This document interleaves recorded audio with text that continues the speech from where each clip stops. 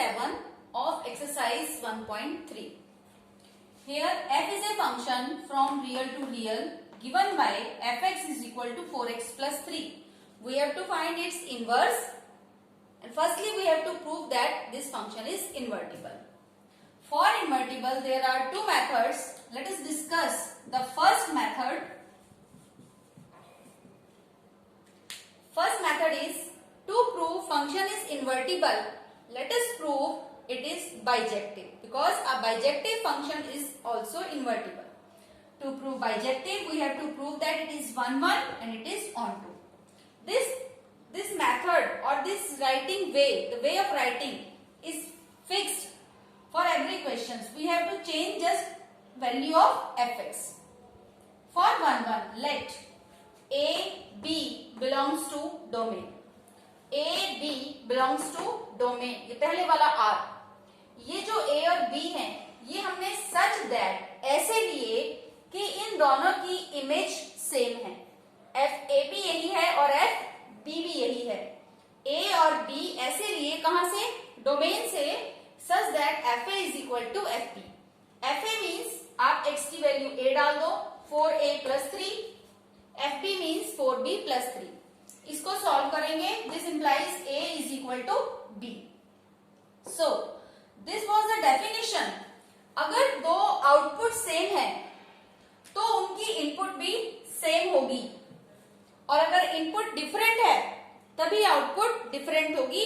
ये 1 1 की डेफिनेशन थी, क्योंकि एक है, अगर दोनों की वैल्यू सेम है तो एक नंबर एक से ही कनेक्ट हो सकता है. अगर एफ ए और एफ बी सेम है तो यहाँ ए और बी भी सेम होने चाहिए. This was the definition. So by definition f x is 1 1. Now for onto, let y belongs to r. r this time codomain. यहाँ हम y लेते हैं और यहाँ हम x रखते हैं.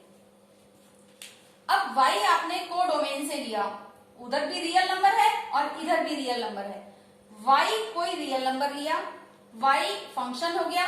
फंक्शन की वैल्यू 4x plus 3 है. इस पार्ट यहां तक आने पर आप इसको ऐसे सॉल्व करें कि x अकेला हो जाए, x की वैल्यू मिल जाए. तो सिंप्लीफाई करें इसको, तो x की वैल्यू y माइनस 3/4 आ गई.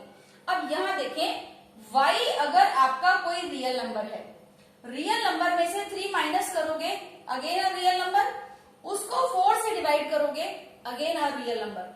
तो ये नंबर आपको x की जो वैल्यू आ रही है ये भी रियल है.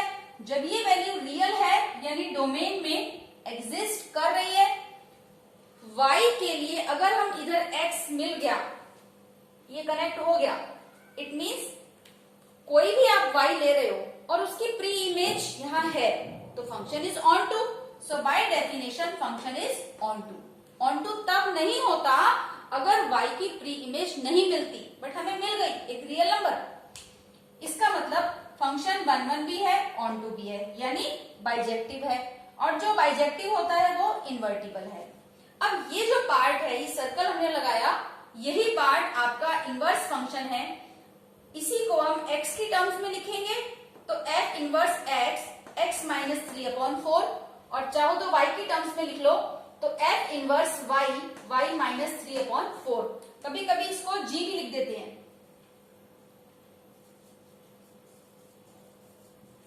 With gx. तो हमने इनवर्स फंक्शन यहां से मिला, 1 1 प्रूव किया, ऑन टू प्रूव किया, बाइजेक्टिव प्रूव किया, इन्वर्टिबल हो गया और हमें f इनवर्स मिल गया.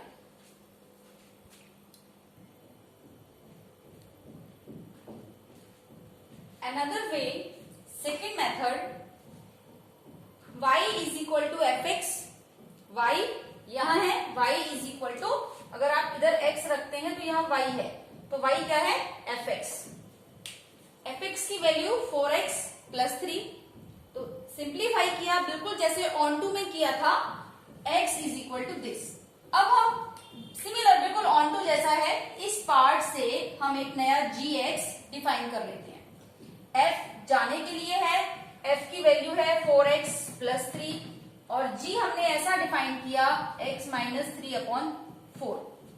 अब हम f ऑफ gx निकालते हैं. इसमें दो स्टेप है, एक आपको f ऑफ g निकालना है और एक आप g ऑफ f निकालेंगे. उससे बच्चों को ये ज्यादा आसान लगता है। f ऑफ gx यानी f बाद में ऑपरेट होगा, पहले gx, तो gx की वैल्यू x माइनस 3/4। अब f क्या करता है, इनपुट को 4 से मल्टीप्लाई करके +3। अब f की इनपुट ऐसी है तो इनपुट की 4 से मल्टीप्लाई +3, आंसर आया x। तो f ऑफ g क्या कर रहा है, g में आप जो भी इनपुट डालते हो, जैसे आपने यहां से कोई भी इनपुट डाली, आप f में गए, लौट के वापस आप उसी पर आ गए। जो आपने x से स्टार्ट किया था, पहले g अप्लाई किया, इधर आए, फिर f अप्लाई किया, उधर गए, वापस आप x पर पहुंच गए।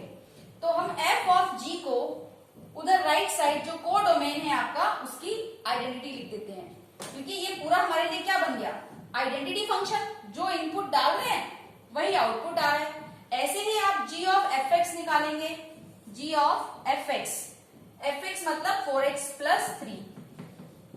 अब g क्या करता है, इनपुट में से 3 माइनस करता है 4 से डिवाइड। आप इनपुट में से 3 माइनस करके 4 से डिवाइड करेंगे, फिर से आपको x मिलेगा। तो g ऑफ f ये हो गया आइडेंटिटी x लिखा डोमेन की साइड, क्योंकि f डोमेन की साइड से एंट्री लेता है और g को डोमेन की तरफ से एंट्री लेता है। तो f ऑफ g भी आइडेंटिटी है, g ऑफ f भी आइडेंटिटी है। इन दोनों ही बातों से हम ये कह सकते हैं, दिस इंप्लाइज जो gx फंक्शन है वही f इनवर्स है और उसकी वैल्यू है x minus 3/4।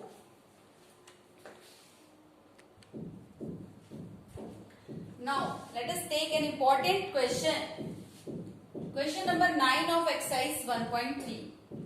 We have a function r whose domain is function f whose domain is positive real numbers.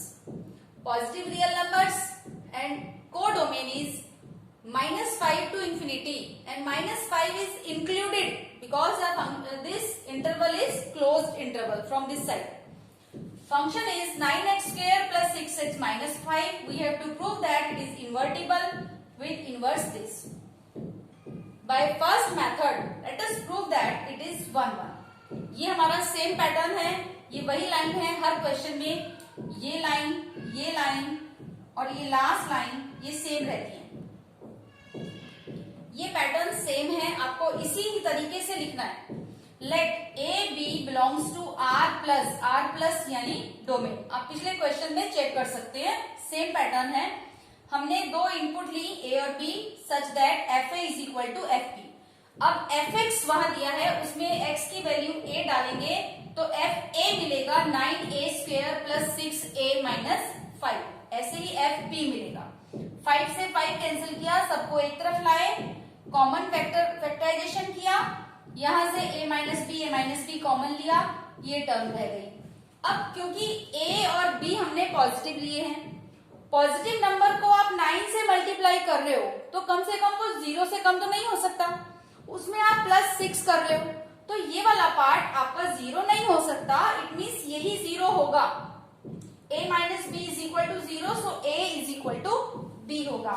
ये वही पैटर्न है, ये लाइन ये और ये लाइन हर क्वेश्चन में जब भी आप 1 1 प्रूव करेंगे सेम रहेगी। So by definition f x is 1 1। Now for on to.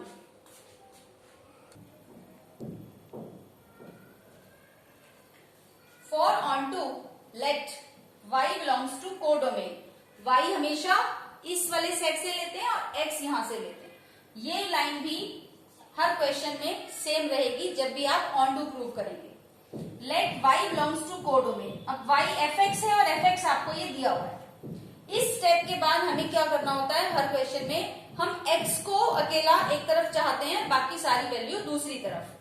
तो इसमें से x की वैल्यू निकालने के लिए हमने राइट साइड को कंप्लीट द स्क्वायर, इसमें कंप्लीट स्क्वायर देखा, -6 एक्स्ट्रा रह गया। यहां से पहले -6 को इधर लाए, फिर अंडर रूट को लाए, -1 को लाए, तो आपको ये वाली ये टर्म मिल जाएगी। So x is equal to under root y plus 6 -1/3। अब हमें ये देखना है कि क्या ये x हमारे r प्लस में एग्जिस्ट करता है, यानी y के कॉरेस्पॉन्डिंग ये x मुझे यहां देखना है। अब इसमें देखो हमने y यहां से लिया, मतलब y की वैल्यू -5 या -5 से ज्यादा लेनी है। अब y की वैल्यू -5 ही ले लो, तो -5 लेने से ऊपर आपका ये सब 0 आ जाएगा और x की वैल्यू 0 इसमें एग्जिस्ट करती है। यस, -5 से बड़ा कोई नंबर ले लो, जैसे मान लीजिए आपने -2 ले लिया। अब आप -2 लेंगे, अंदर 4 आएगा, 4 का स्क्वायर रूट 2, 2 - 1, 1/3 आंसर आएगा। x की वैल्यू 1/3 आएगी तो भी वो पॉजिटिव तो है, r प्लस में एग्जिस्ट कर रही है, यानी यहां से आप कोई भी y लो, कोडोमेन में से कोई भी y लोगे तो उसके कॉरेस्पॉन्डिंग जो x मिलेगा वो हमेशा आपको पॉजिटिव रियल नंबर मिलेगा, यानी कि वो डोमेन में होगा। यही है डेफिनेशन। यही स्टेप हम हर क्वेश्चन में प्रूव करते हैं कि हम y को डोमेन से लेते हैं, कॉरेस्पॉन्डिंग x निकालते हैं और ये हमेशा चेक करना है कि ये x हमारे डोमेन में एग्जिस्ट करना चाहिए। मैंने 2 एग्जांपल लिए, y की वैल्यू -5, y की वैल्यू -2, दोनों के कॉरेस्पॉन्डिंग जो x आ रहा है वो इधर एग्जिस्ट कर रहा है। ये बिल्कुल ऐसे है जैसे आपने ये 2 सेट हैं, यहाँ आपने -5 लिया, -2 लिया, तो इनके कॉरेस्पॉन्डिंग जो 0 आया, इसके कॉरेस्पॉन्डिंग जो 1/3 आया, क्या वो हमारे डोमेन में एग्जिस्ट करते हैं? एग्जिस्ट करते हैं, यस, इट मीन्स ये ऑन टू है। This implies fx is onto. अब जैसे पहले किया था वैसे आप कर लें, ये 1 1 भी है, ऑन टू भी है। fx is bijective, that is invertible, invertible है और यही फंक्शन हमें इनवर्स देता है ये। तो f इनवर्स आपको मिल जाएगा, y की टर्म्स में लिखोगे तो y में लिख लीजिए √y + 6 - 1/3। यहां बीच में एक लाइन डाल दीजिएगा, because it is 1 1 and onto, that is bijective, that is invertible.